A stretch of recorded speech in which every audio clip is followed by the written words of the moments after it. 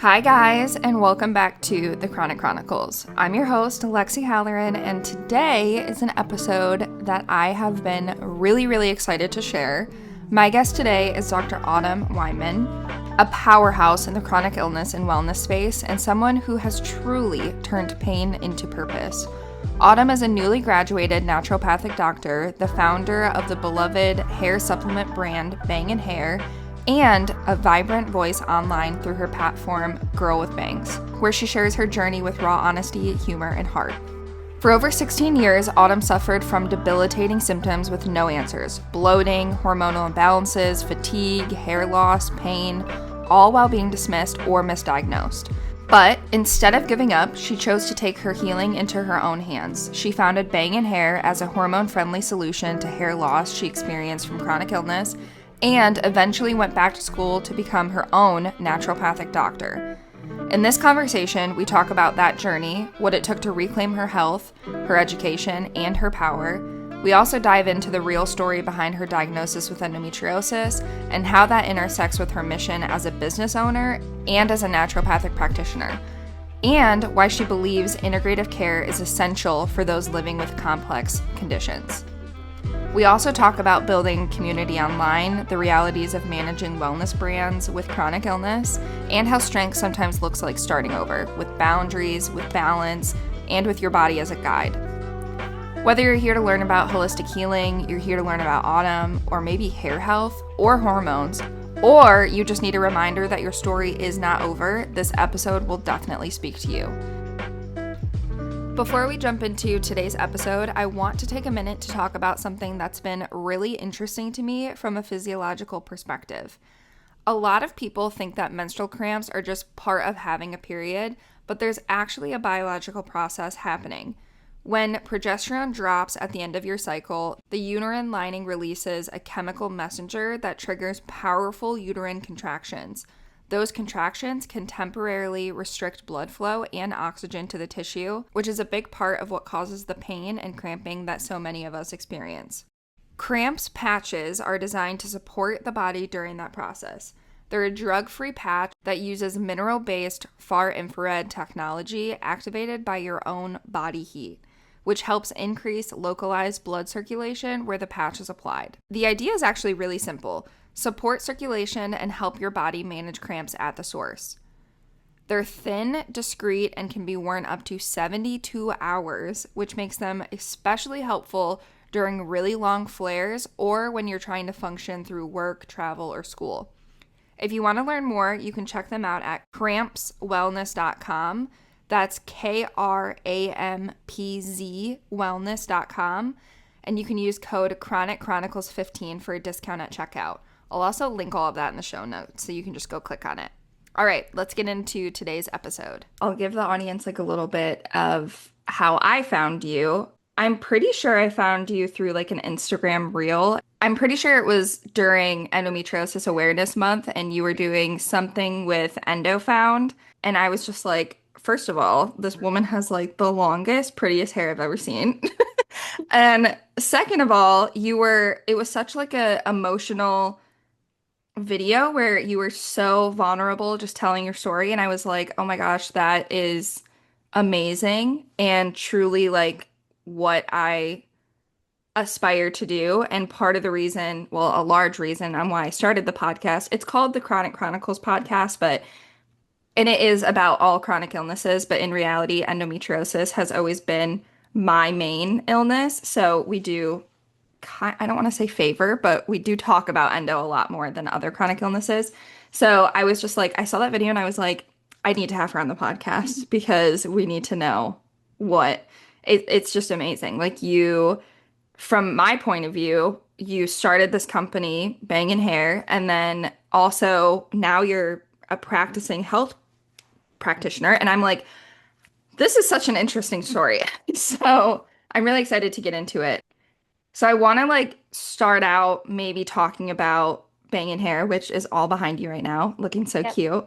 What originally inspired this idea to create that? Was there a specific moment or a health experience that kind of sparked this idea? Sure. So Bangin Hair was actually born in 2020. The thought was. It wasn't because I was diagnosed with endometriosis, because at that time I still had no idea what that word was. I've never heard of Hmm. it before. So with COVID happening, everyone was kind of, not everyone, a lot of people that I know of was diving deep into ingredients and what you really put into your body and on your body. Yeah. I have always been obsessed with hair products. I always took like biotin like crazy. One of my very first jobs was actually, remember in like 2010 or 9 when feather hair extensions were popular? Yes, yes. That's how I bought my first car was I was doing feather hair extensions with like at school in my front yard, at little kids' parties, and I I love that. yeah, so I've always kind of had a passion for the hair industry. Hmm. So when I was going to the stores, like for an example, Target, I was just starting to really learn about ingredients and what they truly meant. These huge mumbo jumbo words, we have no idea what the heck those are. We're paying it into our body. So I went in a rabbit hole of reading so many old FDA books and I fell Mm. in love. I taught myself a lot and I took out my hair extensions. I wore extensions through high school, all throughout. Wow. And I was like, you know what, this 2 week curve, I'm gonna really hair train is what I call it. It's kind of like Hmm. you train your body for a marathon. So I was gonna train my hair to grow. And I created my own like supplement mixes and hair serums, and I just went full on crazy with really putting this stuff into my hair, in my body, daily, and my hair grew faster and thicker than ever within 3 months. Wow. And I was, thank goodness, like we were at home in our sweats, my hair was all oily and I didn't have to go anywhere. But I was like, every woman needs to know about this. Hmm. Because my hair was never growing, and it was probably because of endometriosis and my hormones. I just didn't Hmm. know it at that time. And so, with my background being in manufacturing, I was like, I want this USA made. So, I started interviewing manufacturers like crazy. And that's where we kind of started our supplement line and serum line. It took a couple years. We launched in 2023, Okay. actually. And then I was diagnosed as well in 2023. Wow. So, with being diagnosed and having some answers with that, I also just went full blown into of having extremely clean ingredients, not only because it's important to put clean ingredients into your body, but also Hmm. because of our hormones. Yeah. Very cool. Okay. So a couple of things on that.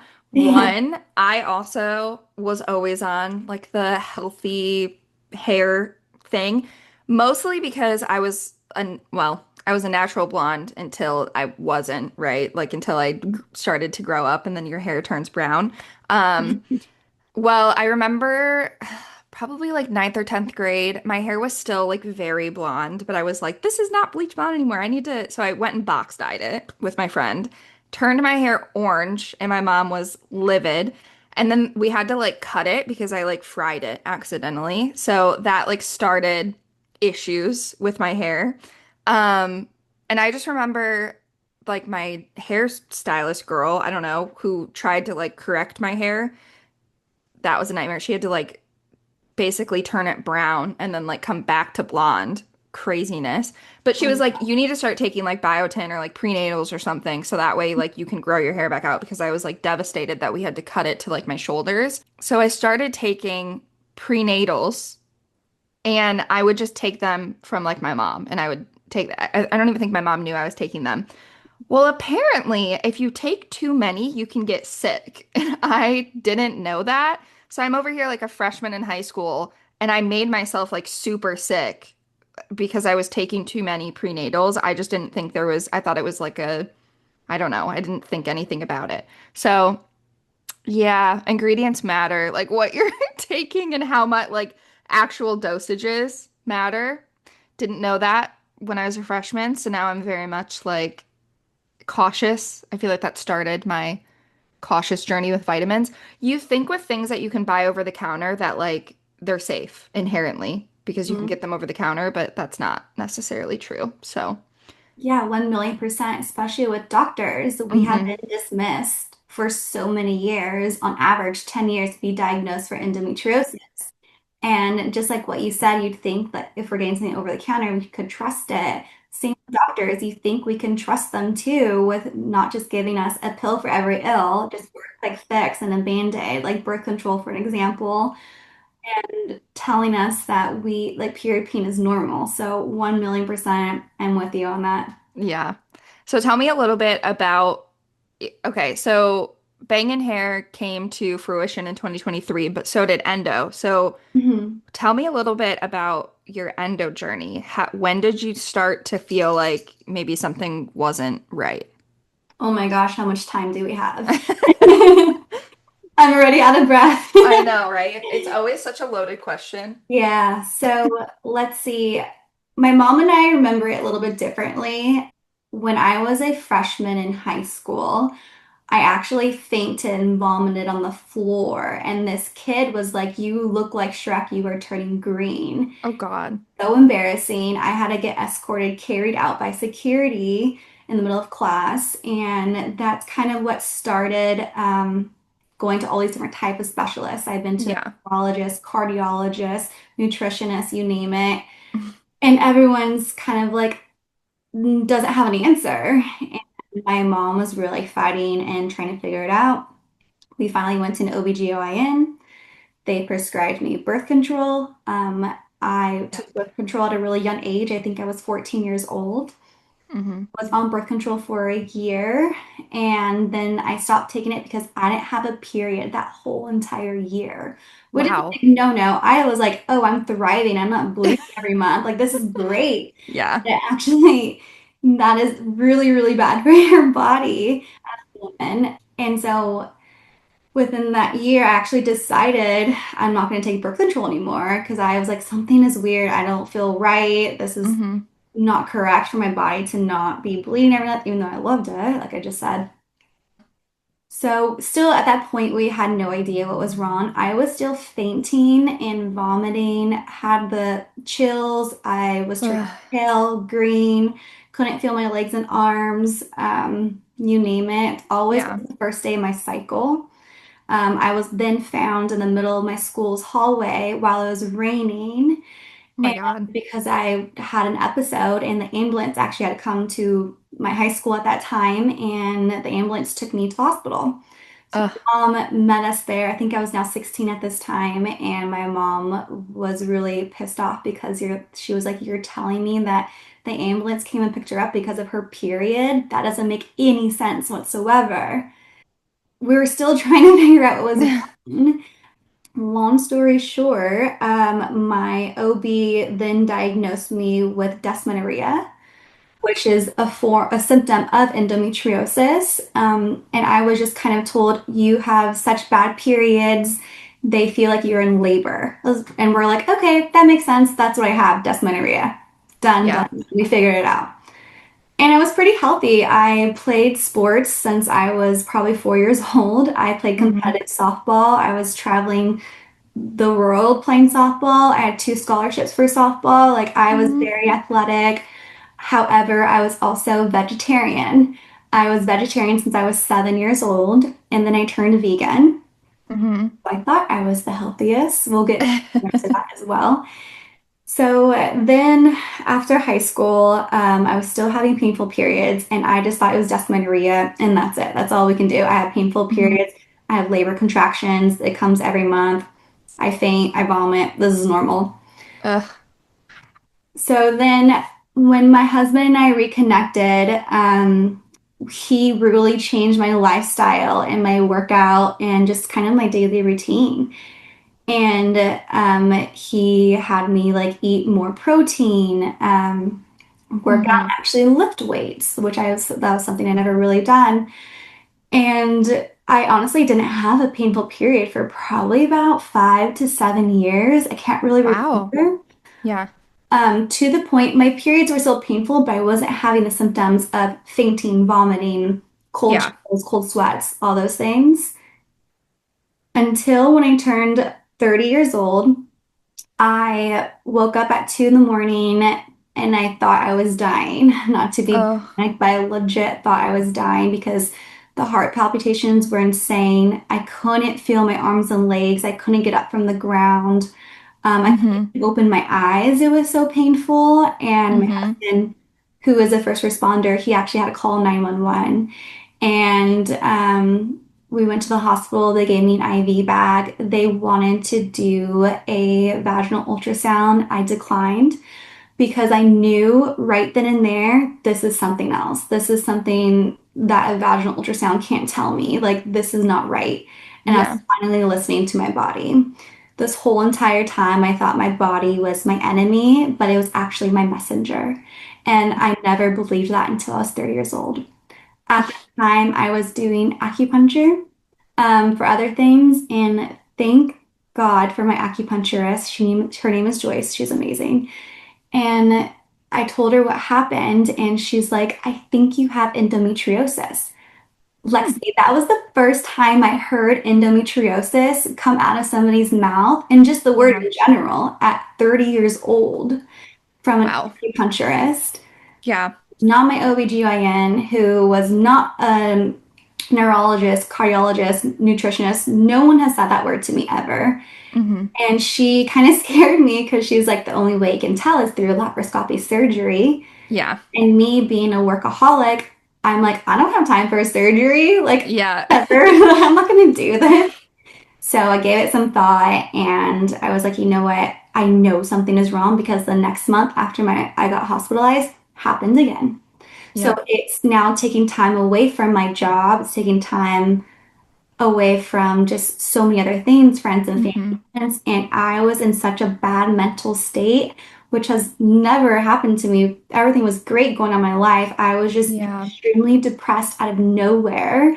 And I couldn't explain that feeling to my husband or anybody. Nobody knew about it. So I just knew I had to get some type of answers. So at 31, I just turned 31, had my laparoscopy, and then they found endometriosis. So that is Yeah. a long story of how it started from period pain, fainting in high school, 16 plus years later of now Hmm. really having a diagnosis. Well, I'm glad that you finally got some answers, even though it's unfortunate that it takes that long. And it's hard too. I've had this podcast for almost 2 years, and I can't tell you how many people I've had on the podcast, but also just talked to in real life and heard their endometriosis story. And it's all so similar. Like we all have such similar things that have happened to us, and it just makes me sad, but also excited for the future because I'm like, it has to get better. Like, it can't get worse, right? It has to get Right? better. I would hope. People have heard my journey like 1,000 times in the podcast, but yeah, I relate. It is awful. I mean, granted, mine definitely also started in high school and I was in and out of the hospital a lot. The one thing that I will say that was like pretty similar was I went to the hospital when I was like a junior in high school.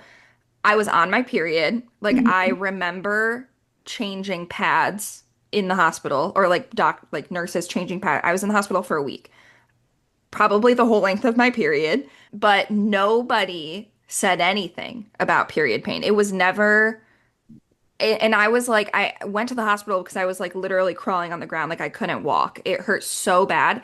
And I would always have a lot of like under my rib pain.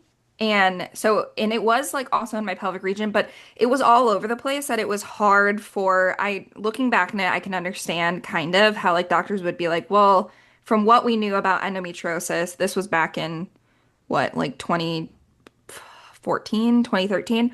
So like what we knew about endo back then, it was a period disorder. So like if I'm saying I have pain under my rib, like they're probably not gonna like make that correlation. But when I tell you I was in the hospital for 6 days on my period the whole time in an obscene amount of pain. I was drugged up the whole time. I barely remember it. And they were about to just take out my appendix just because they're like, we don't know what else to do. So we can take her appendix. And my mom was a respiratory therapist, so she like works in the medical field. She's like, well, no. I was like, you can't just take her organ. Like, Yeah. and they're like, well, that's kind of like maybe that's where the pain. I also had gotten my gallbladder taken out a year before, and my mom's like, what are we just gonna keep taking organs? Like, what? Wow. Yeah. So, but yeah, kind of similar in the fact that like period pain definitely like sent me to the hospital, but there was no I'm it's still crazy to me that there was like no connection made. Like I had brain MRIs. Like they were it was insane. But no, I got diagnosed with endo when I was like 19, but I also don't remember. So I would say that I'm like an earlier diagnosis for sure in comparison. But still, I mean, I was going to the hospital at like 14, so it still took me like 5 to 6 years to get that diagnosis. And I had to like fight for it really hard. My I remember my OB brought up endo. She was like, maybe you have this, but at the same time, I'm not for sure, and you have to get a surgery. Like I'd have to give you surgery to check. So she made me do a chronic pain journal for a year before she would consider the surgery. And I almost like failed out of college because I was missing so much school, and she made me like track it for that long. But yeah. So I want to talk about the surgery for a little bit too. Yeah, let's do it. I can also kind of real like when I'm glad I did a lot of research with OBGYN because I honestly didn't trust doctors. I Yeah. didn't want to go back to see an allopathic doctor. So I haven't been to an OB in years, honestly, because I was so terrified. I found one that specializes in laparoscopy. And when I went to go meet her, I kind of fibbed a little bit on my symptoms to have her take me more seriously. My husband and I weren't really trying to conceive at the time, but like loosely in a way was happening. So I told her that we've been trying to conceive for like a year or so. And so that Hmm. was actually what triggered her. She was like, okay, let's do laparoscopy. It Yep. wasn't me fainting, throwing up, vomiting every single month, feeling like I was going to die and being severely Yep. depressed at the time. It was the fact that I was like, infertility is one of my biggest symptoms. So Which is I, really unfortunate because I feel like that's like the majority of people who are, like married, that's how they get diagnosed with endo or even have it as something that is like serious enough as if they're trying to conceive, which is just I'm like, why can't we take it serious if we're not? Like I right, don't exactly. It's crazy to me. So, which surgery did you have? Did you have an ablation or did you have an excision? Did you know what an excision Vision. was?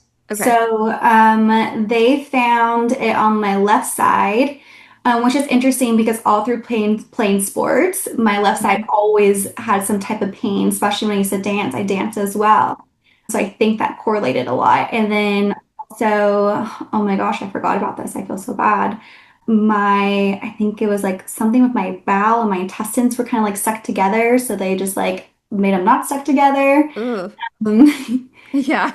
and they took off the lesions. And during my surgery, that's when I told my husband, I was like, you know what? Film everything. I don't care if I'm throwing up. I don't care if I have no makeup on. I don't care like what I look like. Film Yeah. everything because before my laparoscopy, I was actually trying to learn more about it. And at that time, there was nothing on social media about endometriosis.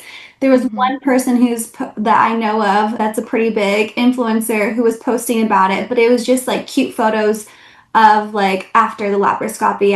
I wanted to learn more about it, just what I was Googling, which was Yeah. terrifying. So I was like, you know what? I'm just gonna be real, raw, and real and genuine and just post everything behind the scenes, which to me is kind of cringy too, because I'll never film myself crying and posting it, which is bizarre.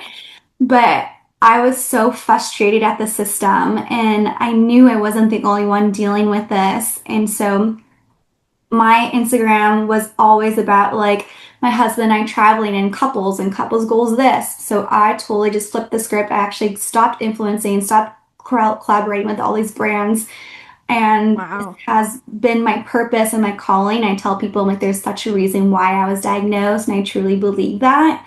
Because the Hmm. second I posted my very first reel, which I believe is the one that you saw, my Hmm. DMs were flooded more than normal. And it just was so amazing to see that there's actually a community of these women who also are going through the same thing as me. Because Yeah. all through growing up, I was kind of like the black sheep in a way where everyone's like, oh, she just has period pain, or Autumn's always sleeping. She's always doing Yep. this. And it made me feel guilty. Like I didn't Yeah. understand it and nobody else did. So to have this community of women, I didn't feel alone. And that was the biggest thing that I wanted to share because girls young as 10 years old, 8 years old are starting their cycles. And nowadays, it's more common than ever that they have huge issues with their periods and period Hmm. pains. And I can go down that rabbit hole with like our ingredients and our environment in today's world and all those things and our food depleting us of vitamins and minerals and how it's changed throughout the years. So I think that the it's going to be people are going to be diagnosed younger than ever now than normal. So I'm just thankful that I had the courage to post that because now I have this again amazing community that I could lean on and vice Hmm. versa. And it gave me a little fire under my booty to advocate more and then go back to school too. Hmm. Yeah, I want to talk about that too. And I will say, I'm glad you posted it too, because it does help a lot of people. And I felt the same way. And I've been diagnosed, I'm 28. I've been diagnosed with endo for almost 10 years. I had an ablation. I didn't know that excisions existed because I lived in a really small town. Mhm. So now that I'm in Seattle, I feel like I'm learning more about like things that are available to me because I had the ablation and within 2 months I was in just the same amount, if not more pain than I was in before. And I went back to my OB and I was like, I don't understand. I have this diagnosis, but like my life is still horrible. Like I am in so much pain. And she just looked at me and she was like, this was a diagnostic surgery. This is not going to help you. Like, I don't, and no one even, I didn't even learn about excisions until like 4 years ago. And I was like, what is this? Like, what do you mean? I had the wrong surgery? I had no idea. So that was like a big reason with the podcast too, is just coming out and explaining that, endometriosis is a chronic thing and like there's still, it's still so barbaric in ways that like we are still so behind in times and we still need so much awareness and research and yeah. So please keep posting because we need That it. I definitely posted something today in terms of laparoscopy does not cure endometriosis. Yeah. And I think, especially with my friends and family, after I had the surgery, like, awesome, like you don't have pain anymore. Yeah, but the 3 months after my surgery, I still had period pain every single month. And I'm like, what the heck is going on? Until I posted that, other women were like, we are still having pain too. So it could help some women. However, it's not a cure. So you could totally change your lifestyle and your environment and to manage these symptoms. Like it could grow back. It grows on any organ. Like a hysterectomy is not a cure for endometriosis. And I highly recommend every woman to read this book that helped me before my surgery. It's called I Disagree by Dr. Patrick Flynn. He has an amazing story with his wife. Okay. Mm. So after surgery, my husband and I, we flipped my house upside down. We took out all endocrine disruptors out of our house, pots and pans, candles. And that's where I just like, all right, back to the drawing board. Can I create for Bangin Hair? And now I'm even more pissed off because I'm gonna make the even more cleanest ingredients of like other new products. So yeah, like I said, I definitely put a fire into my booty with so many other things. Yeah, I want to talk about that. I want to talk about like the ingredients and all of that stuff too, because I feel like that has been, I totally advocate for excision surgery. I think that it can help a lot of people and it does go in and like take a lot out. So it gives you a good, well, potentially a better starting point. But in reality, yes, like I think it was like, uh, I'll have to quote this, but I think it was like 40% of people that have excision surgery have a recurrence within 5 years or something. Like they would need another surgery. So Wow. an ablation is like much, much higher. Um, so again, it can help, but you have to also approach your whole body system and really target system management. So let's talk about that. Let's talk about the ingredients and all of the things that you've done to kind of target your symptoms. And also you becoming a naturopathic doctor. Like, why? When was this? How did this happen? Yeah, so after my surgery, and then still having painful cycles the next 3 months after that, I was still kind of going, I went to my OB and I was like, okay, so for fertility wise, what's next? what's next? And she's like, IVF. And I was like, no, hard no. I decided, my husband and I decided we won't put my body physically and mentally through that because I've already been through so much already. And I look up to the women that go through that. They're so, so strong. But that's definitely not something for me. And I was still in this weird cycle of having some type of pain where I had to make sure I had those days off of my job and everything too. So after trying every pill, every doctor, I was fed up and I was like, you know what? I'm just gonna go to school myself and figure it out. And so the goal was to just, I found this amazing school and it was online because I'm crazy and had like 10 jobs. So it was I online feel that. and it was a year course straight to be a natural health professional. And I honestly just wanted to do it to learn more of natural ways to help myself because I have to advocate for myself before I can advocate for others. So, and also it was just great to go to learn about everything naturally and holistically for Bangin Hair. So it was kind of a win for so many different reasons. Went to school online, finished my first year, and I loved it. It was my favorite thing ever. Everyone was like, Autumn, how do you have a full-time career, a business on the side, doing content creation or whatever you may call it, plus going to school? I was like, well, it's not like I'm doing math and reading books that I don't like. I was actually learning stuff that I was so passionate about and learning how to heal my body and figuring out the root cause. This was the first time of learning that there is a root cause to certain things. I loved it so much that I kept going. So the next course was like a whole nother year of being a holistic health practitioner. I was like, might as well. Let's just do it. Let's learn what else they can teach me. And then I loved that so much. I just kept going and ended up becoming a naturopathic doctor. So it was amazing. I actually miss it. I'm like, what else can I learn? I need to go back to school. Like, you need to chill for a second. But yeah, it was amazing. I learned so much that I started this thing called period prep, where I prep for my cycle the week before of doing all natural and holistic things before my cycle starts. So in terms of like canceling all plans, like I do not hang out with friends and families or force myself to have late nights.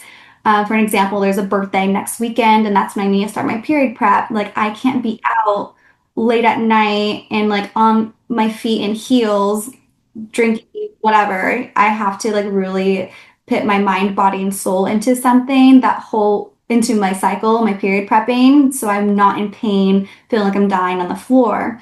So I started integrating that in my routine, and within like consistently a year, I felt better than ever.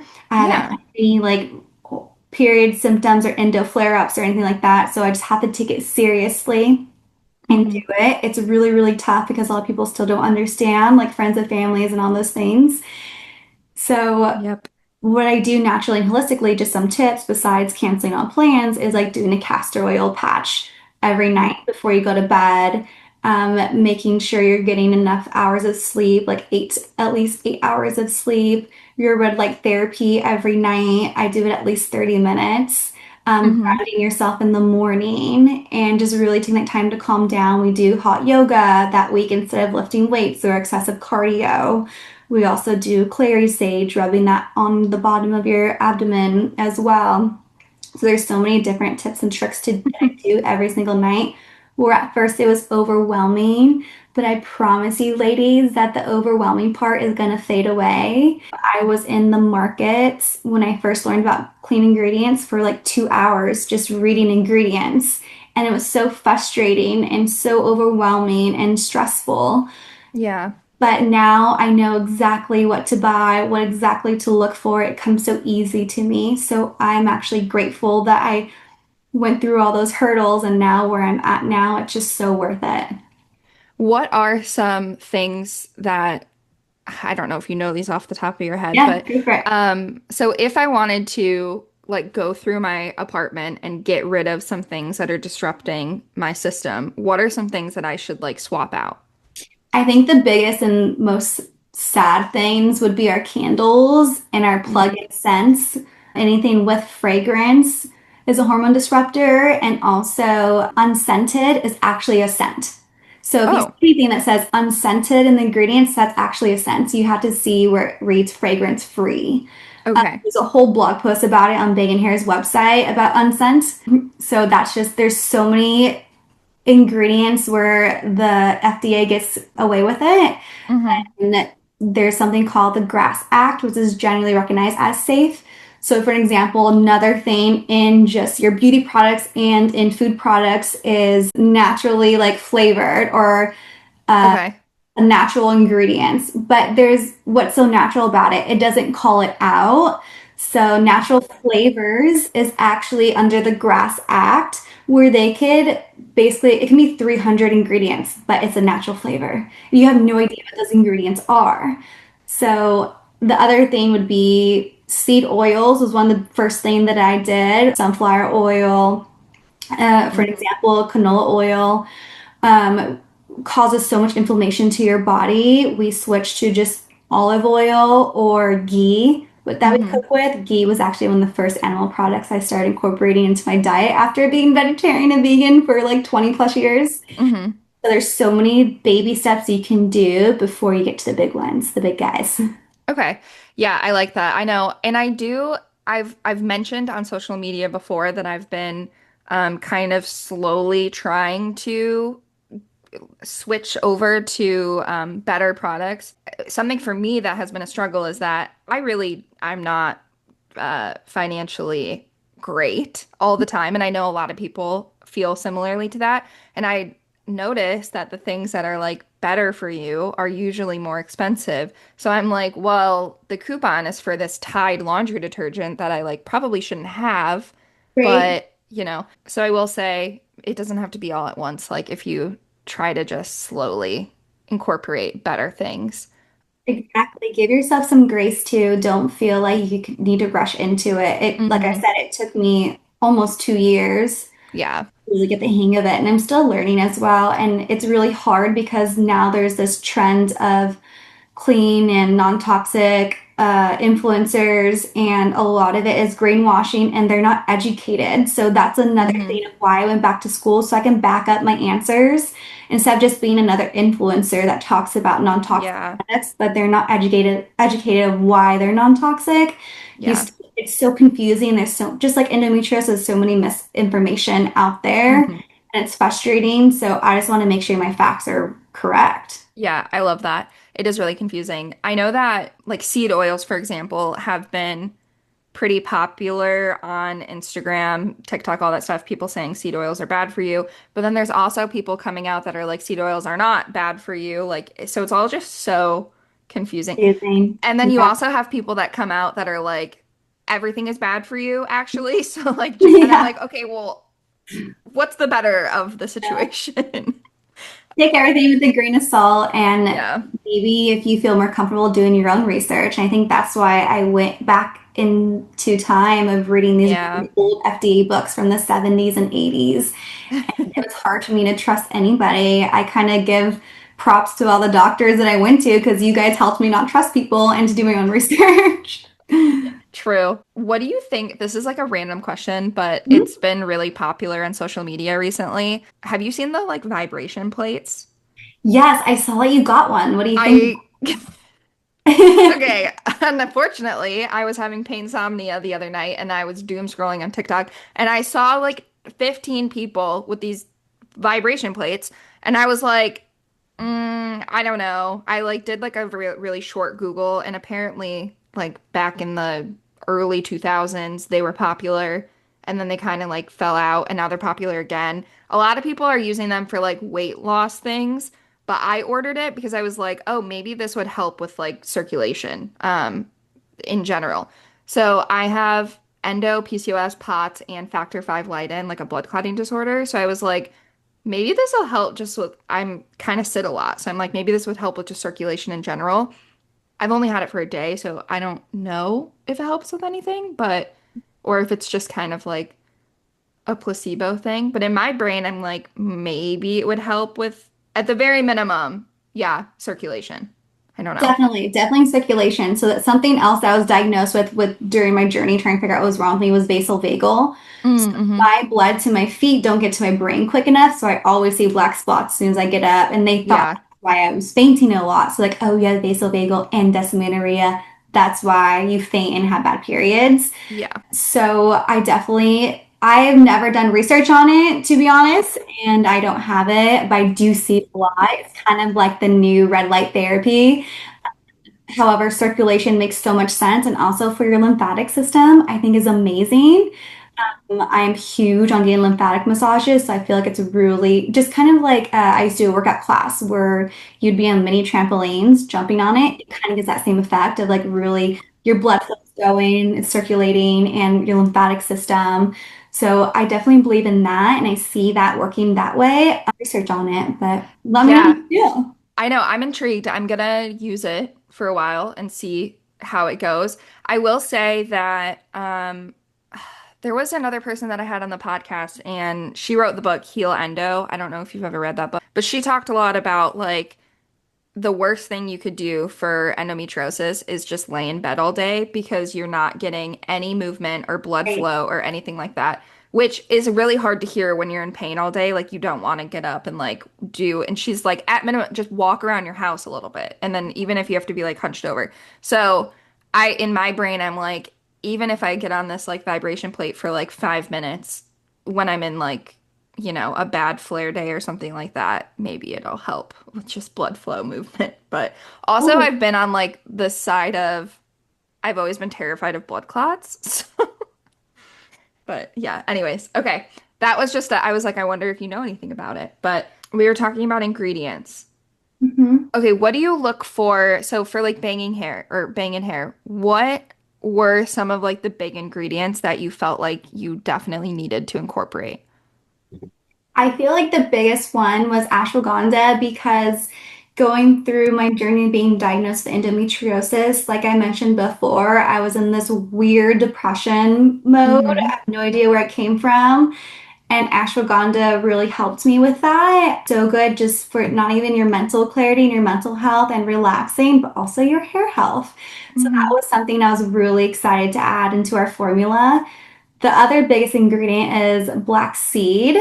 Black Hmm. seed is so beneficial for your hair. Actually, Cleopatra was buried in black seed because Wow. no one, yeah, supposedly, allegedly, she used to rub black seed oil all around her skin and hydrate it, and that's why she was just so beautiful.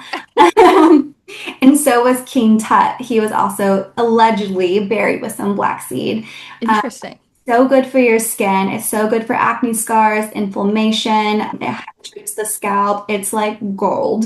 So our serum's main ingredient is black seed oil. And then we also added it into our supplements. And then we also have it into our two new products that we've been working on for 2.5 years. So Ooh. black seed is kind of like Bangin Hair's biggest hero ingredient. And Okay. even with my one of our biggest customers is postpartum moms or women with endometriosis and PCOS Hmm. having stretch marks and scars in our belly. Our serum is also, since it's so clean and real ingredients, it's safe for all to use. I've had Ooh. babies use it. I've had people put it on their dogs. And so it's really good for your stretch marks and scars. My husband puts it on his face every night. So there's so many different universal ways to use it, which that's why I love that ingredient so much. Hmm. So those are kind of like my two favorite. But there's so many other great ingredients we can get into. I know. I feel like the only thing that you ever hear about with hair growth is just biotin. They're like, yeah, biotin's the magic ingredient, but I'm like, I don't know if there could be like better ones and It's more so like helpful. controversial too. It Yeah. is, I know. Everything is controversial these days. Welcome to 2026.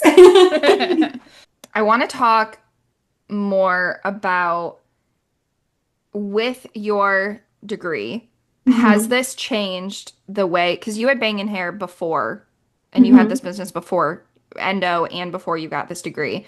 Has this changed the way that you approach your business now?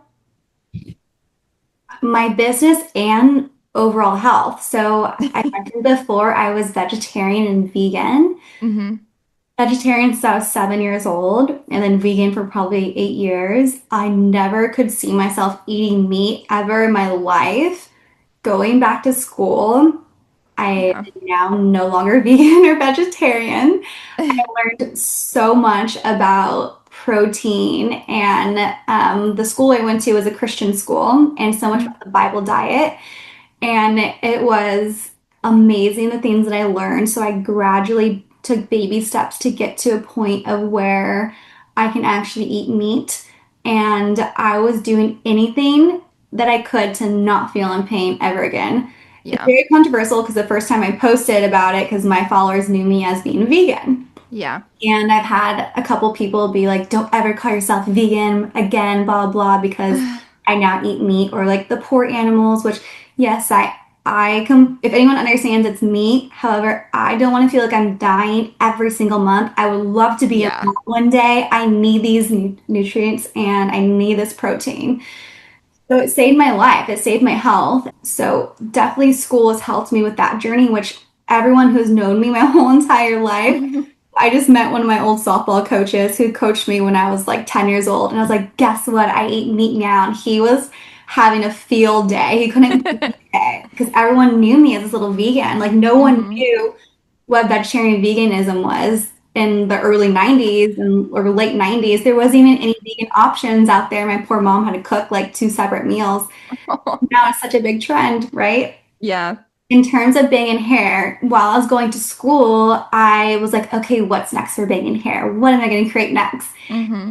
And there's these products that I use every day. Everybody uses every day, men and women. And Ooh. I'm trying to say this without telling the I secret. know. And there's no really, there is some clean brands. Yes, I'll give it to them. And I do use their products. However, Hmm.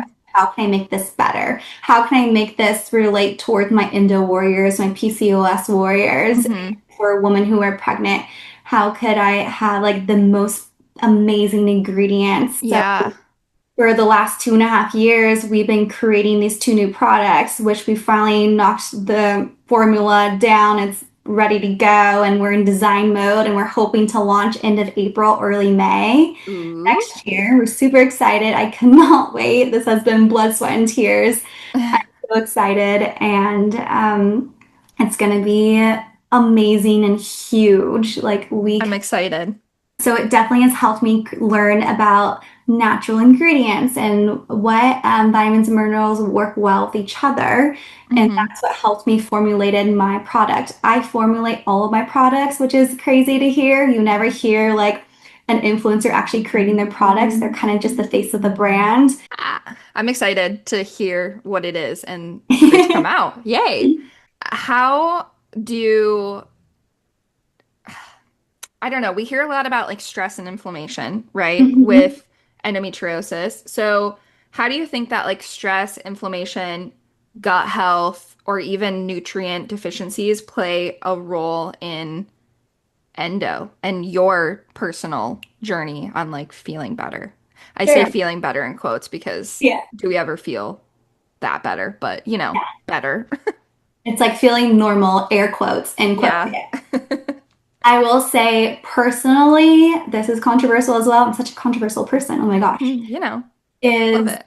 being vegetarian and vegan, I ate so much soy and so much fake meat. And this fake meat had all this crappy, shitty ingredients in it and so much soy galore. I truly think that soy made my endo and period pain worse. I believe that 1000%. I also believe that obviously our gut, everything starts with your gut. I actually met with this life coach during the time I was kind of in that depression mode. And I just got diagnosed with endo, and he was like, Autumn.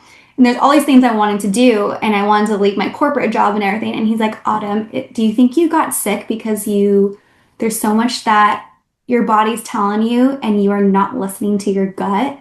Hmm. Whoa. And he's like, that's why you got diagnosed with endo. I was like, so interesting. It's such a mind over matter. With just life in general, your brain is the most powerful thing. Yeah. And as something else I learned in school as well. And it's just so crazy how just the positive thoughts or negative thoughts you put into your head, which is the home you live in every single day, Mm-hmm. affects you Yeah. mentally and physically and your overall health. So like I mentioned, I thought my body was my enemy. Once I didn't, I changed and flipped the script. I would talk to myself in such a negative way and hit Yeah. my uterus and like hate my body for being in this pain. I started talking so positive to myself. And once I did that, so many other things changed. I Mm-hmm. physically say something every morning. I am shielded, I am protected, and there is a plan for me out loud and put it out there into the universe. It's just interesting how when there's things that you say and put it out in the universe of how Yeah. impactful they truly are. Yeah, I also agree. I feel like I try to do morning affirmations every morning. And it's so funny because when you start doing it, it feels so weird and like so cringy. And you're like, I don't even believe what I'm saying. But the longer that you say it, you will start believing it because your brain is, yeah, your brain is a good tool. You have a lot of, what's funny too is a lot of people don't realize that your brain has a lot of neuroplasticity. So you can quite literally like change the way that your brain acts and the way that you think by just telling yourself that you feel that way. And there have been so many times one thing that is really weird that people like don't believe me, but I went to school at Michigan Tech, which is in the Upper Peninsula of Michigan, like basically Canada. Very cold, lots of snow. And I can remember walking to class being freezing my ass off. It's like 10 degrees.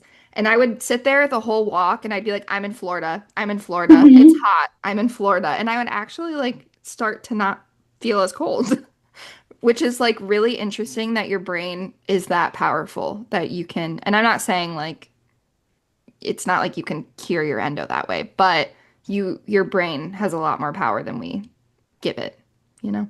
Yeah, definitely. I like to recommend another book that helped me. I read a lot during this journey, and one of the best books that I've read was Using Your Brain for a Change. It's actually a really Mm. old book as well, and it's neuro-linguistic programming. Hopefully, I'm saying that right. And it teaches you how to like compartmentalize certain memories in your brain and how to like turn up the hue in your brain to make it a positive memory versus a negative memory. Ooh. It's a really good book to read as well. But yeah, you're just stress overall. I feel like changing everything to a negative to a positive. Mhm. Stress management is so important because we talk about your mind, body, soul, and that's what you should be focusing on, healing on. So with stress, it's so interesting because I do a lot and everyone's like, "How are you not stressed out?" And I truly think that mentally I know how to handle stress. However, my body doesn't. Mhm. Be mentally not stressed out. I'm like, it's fine, I'm okay. But my body will be like sick or in pain the next day, like screaming at me and saying, Autumn, you need to slow down. So, like yesterday, for an example, my husband and I have been so go, go, go since October and haven't had a day off. Like, you know what? This is our day off. We need a brain break, which is what we call it. And it's absolutely melt on the couch, move our body Mhm. still, of course, and get a workout in, but really take a self-care day, put our phones on do not disturb, have like the best meals ever that we're actually cooking from home, put on some trash TV and just have a brain break. And Yeah. that's so important. Like I said, to give yourself some grace Mhm. doing all this and to take everything one step at a time. Yeah, I think that the biggest thing for people with chronic illnesses, endometriosis, is really just listening to your body. Like if your body is telling you something to just stop and listen to it. And I feel like that's something that has the biggest change, what or has been the biggest change in my health is actually listening to my body and not fighting it. I feel like for so long, I just mentally thought I could beat it. I'm like, no, I don't need to listen to it. Like, I am in charge of what happens to my body. So I'm not like, I'm still going to do what I want to do that day, even though I'm in a lot of pain. And in reality, it just makes it worse. Like, sure, I might be able to go do what I wanted to do that day and fight through the pain, but then for the next like 4 days, I'm unable to do anything. So if I would have just listened to my body in the first place, Yeah. but it's a hard thing to figure out how to like listen to what it's saying. Hmm. But yeah, for someone who's struggling with their health, their hair, or their healing, what would Hmm. be one thing you'd want them to know? Oh, that you're not alone. I think that's the biggest thing. It sounds so cliche. Probably repeated it so many times, but I went to the Blossom Ball finally this year in March with the Endo Foundation of America. And Hmm. it was such an emotional experience because now I was in this room with however many hundreds of people, all different Yeah. ages, all different backgrounds, and they've all understood me. Hmm. And I'm getting the chills right now. So I think just growing up and not having this information about endometriosis out like it is now on social media, like not having social media, our parents didn't have social media. Yeah. No one could really understand what I was going through, and I felt so guilty of lying in bed when I was a teenager or getting yelled at to get out of bed. But now there's so much information out there and also misinformation out there Yeah. that you felt so alone and you're like, why me? Something's wrong with me. How come nobody else has this? This is so annoying. But actually, Hmm. there's so many people who are going through the same thing as you. It's wild. I thought my case was so unique because I was actually fainting, but no, Yeah. so many women faint. It's Yeah. really insane. And I'm just so thankful and grateful that I posted that reel and started speaking out loud about it. And have this community of women that are just so amazing and so supportive, and they hear me and see me, and Yeah. vice versa.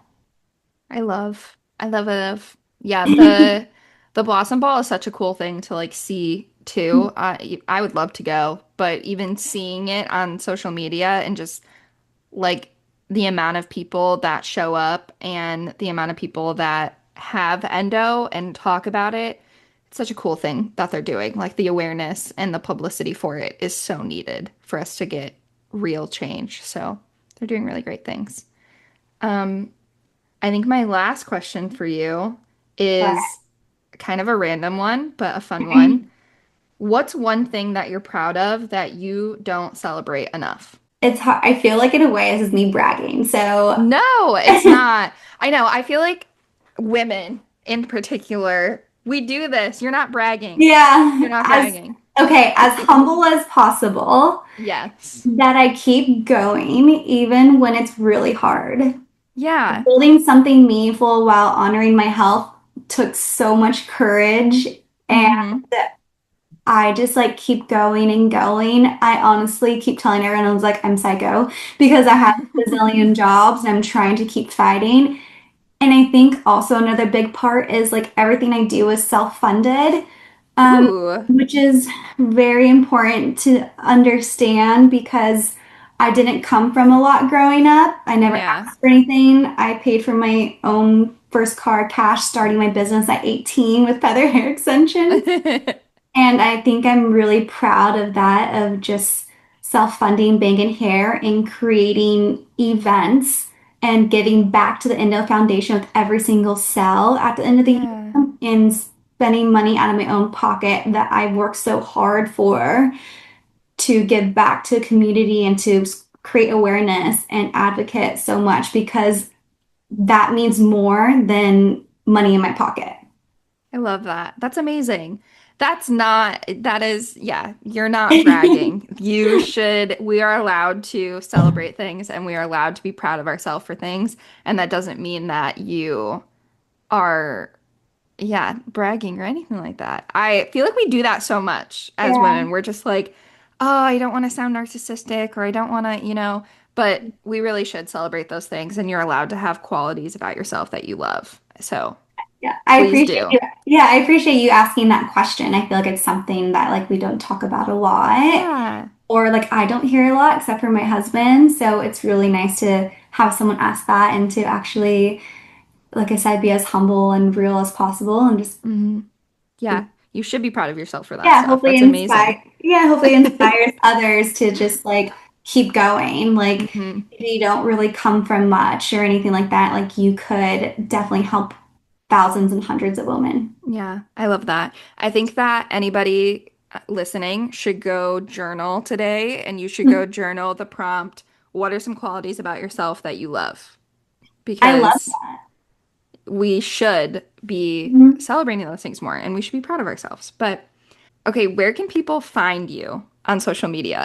Got it. So on Instagram, I am at Girl with Bangs without the I and the girl. hmm And definitely follow our Bangin Hair Instagram. We're at banginhair.shop. And Love. there's so much information on our Bangin Hair website too. We do informative blog posts of things that about the industry in terms of endometriosis, hormones, and like lawsuits that are happening in the industry too. Because we thrive on actually educating our customers of what's hmm happening and to try and keep it real. So you guys can learn about toxic ingredients, what brands have, what lawsuits happening with this brand, how certain like ways to help your hair grow with yoga positions. Like there's so much Ooh. cool information that we always update our website with. Oh my gosh, that's really cool. I will also link all of your socials and the website too, so people can just go ahead and Awesome. click it from the show notes. But is there anything else that you want to say before we wrap up? Oh my gosh, this has been so much fun. You and I can talk for hours. Like you mentioned, you're just a girlfriend at the end of this, and I hmm truly like believe in that, especially with like social media and everybody. I feel like everyone's just my friend. Yeah. I try to respond as much as possible to everybody, and I'm such a voice text girl. So I will send you like a 5-minute podcast and take time out of my day to do it. So if anybody has any questions or concerns or anything, I am an open book. Like send me a DM. I'm here for you. Aw, Yeah. amazing. Thank you so much for coming on the podcast. You're welcome, friend. Thanks for having Yay. me. This was so nice. I love Sunday mornings with you. It was so fun. Thank you so much for listening to the Chronic Chronicles. I truly, truly appreciate every single one of you who tunes into these episodes. And I also want to take a moment to thank Autumn for showing up with so much honesty, humor, and wisdom. Her story is such a reminder that healing is not linear, and sometimes the most powerful thing we can do is turn inward, get really curious, and advocate fiercely for ourselves, especially when no one else is doing it for us. From 16 plus years of pain to building a brand, earning her doctorate, and becoming her own healer, Autumn's story is the definition of reclaiming your power. And when you're in the thick of it right now, feeling dismissed or overlooked, I truly, truly hope that this conversation reminded you that you deserve answers, support, and sustainable care. If something in today's episode resonated with you, I would really love to hear about it. Take a screenshot, share it on your stories, tag me and Girl with Bangs, and let us know what hit home. And if you haven't already, go check out Bangin Hair, especially if hair loss, hormone health, or rebuilding confidence is a really big part of your journey. It's a brand created with so much care, intention, and science-backed support. And lastly, if you found this episode helpful, please consider rating, reviewing, or sharing it with a friend. All of these actions really help the show grow and bring us more visibility to conversations that really need to be heard. Thank you so much again for being here. I love you so much, and I will see you next time on the Chronic Chronicles.